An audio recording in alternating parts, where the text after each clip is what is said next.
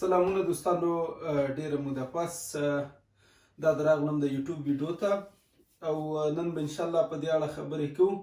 زیاتره دوستان دي څنګه غواړي وزن کم کړي او څنګه غواړي سکس پاک جوړ کړي. دغه شیان چې دي دوستانو ټول خوراک پورې اړه لري. 80% چې دا ټول د خوراک پورې اړه لري چې تاسو څه شی خورئ څه شی نه خورئ. باقي 10% چې دا ورزش پورې اړه لري چې سره کوم ورزش کوئ. نو تقریبا زیات اندازه تر ټولو مهمه چې دا هغه خوراک ده چې تاسو سره کوم خوراک کوئ. بعضې خوراکونه دوستانو تاسو دلته ګورئ چې ما ایښي دي. ډېر مهم چې دي د وزن په کمولو کې دا تر ټولو مهم دي. لکه تر ټولو مهم چې دا سبزیجات دي دوستانو. سبزیجاتو نه باید ډېر استفاده وکړئ. ګازرې شوې، لیمو شو. لیمو د وزن په کمولو کې تر ټولو ښه کومک کوي. او مهم شی چې د دوستانو غوړیو سره باید ډېره ګزاره وکړي. زه خپله دغه غوړي کاروم.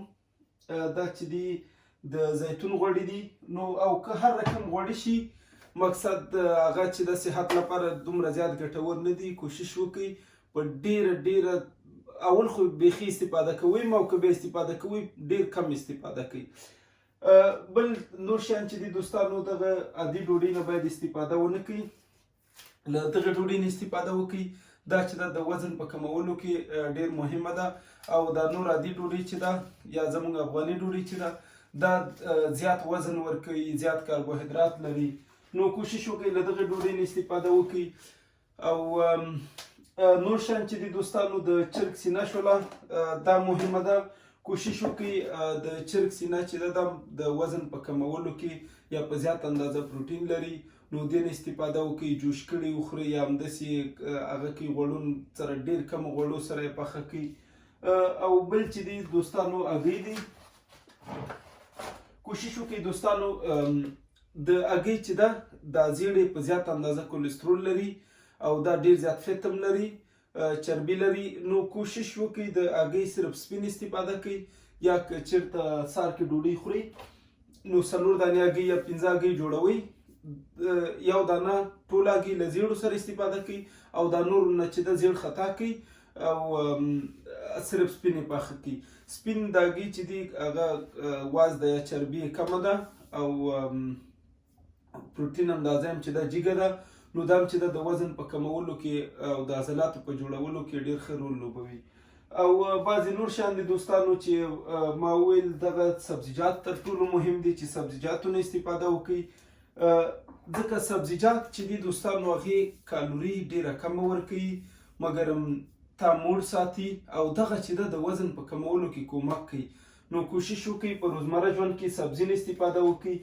دغه چې ده د اش غوندې دي، دا هم چې ده د وزن په کمولو کې یا دا هم چې ده په زیات اندازه کاربوهایدرات نه لري. نو کوشش وکړئ دا هم د وزن په کمولو کې مګر زیات غوړو سره به هیڅکله استفاده نه کوئ. دا غوړو نه به کم استفاده کوي پکې. نو دغه شیان چې دي مهم دي دوستانو. غوړي تر ټولو مهم دي. زیاتره د که چیرې غواړئ وزن کم کړئ ډوډۍ اندازه هم باید کمه وي دوستانو.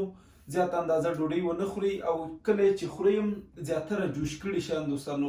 ځکه دا تر ټولو مهم ده د وزن په کمولو کې. دا ټول خوراک پورې اړه لري. که خوراک هم صحیح شي، څومره چې تاسو صحیح خوراک کوئ هماغومره مو وزن ژر کمیږي. او که څومره مو خوراک خرابوي هماغومره مو وزن په سختۍ سره کمیږي.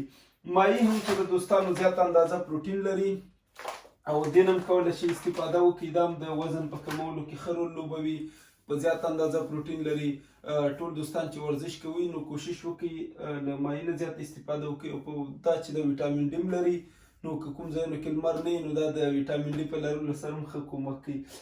بعضې نور شیان دي دوستانو. که چېرته غواړئ چې وزن هم کم شي بیا نو باید له دغه پروټینونو استفاده وکړئ.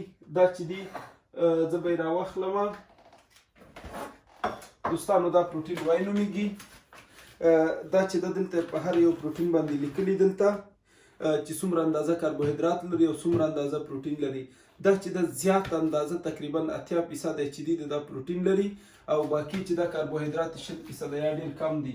نو دا چې د وزن په کمولو کې کوشش وکړئ. دا د بعضې وخت که خوراک مو خرابه وي نشئ کولی چې ځان ته ښه خوراک جوړ کړئ نو له دې نه استفاده وکړئ.